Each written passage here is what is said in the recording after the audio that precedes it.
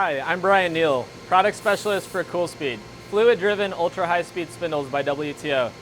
Today, I'm excited to share with you how Roush Yates, a world-class leader in manufacturing race car engines, is using CoolSpeed to improve their production processes.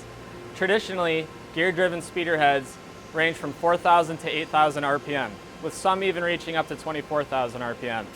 CoolSpeed has much higher spindle speeds, from 30,000 to 80,000 RPM, and a lot of additional benefits associated with that. CoolSpeed boasts lower startup costs, lower runout, and it's a maintenance-free spindle. All this together provides an excellent package for your micro machining needs. It also is a very compact, slim design, which is good for getting into those tight-to-reach spaces. Roush Yates is using CoolSpeed in a Mori Seiki NL2000 turning center with a 1,000 psi chip blaster coolant system.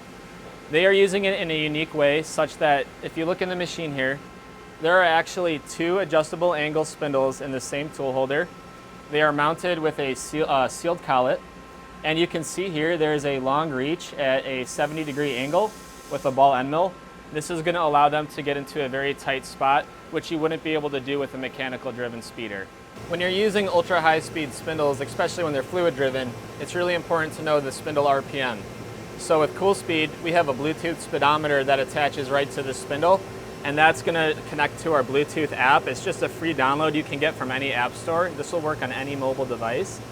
And it's going to display data such as your spindle speed, your flow rate, the amount of power you have, and the pressure that's available. This will help you configure the adjustable settings on the CoolSpeed Flex to maximize the coolant performance on your machine. CoolSpeed is a fully repairable spindle. Simply take a bearing set, drop it into the assembly device, and then take your cutting tool and press that cutting tool into the bearing sets using an arbor press. This is going to fully rebuild that spindle in seconds, and this is what's going to reduce your downtime and cost for maintenance. There's a lot of companies out there that could benefit from CoolSpeed, and they might not realize it yet. It's definitely worth a shot. Take a look at your applications and see if there's any tools maybe under 1/8 of an inch in size that could benefit from higher spindle speeds, and you can get up and running and cutting a lot faster than before.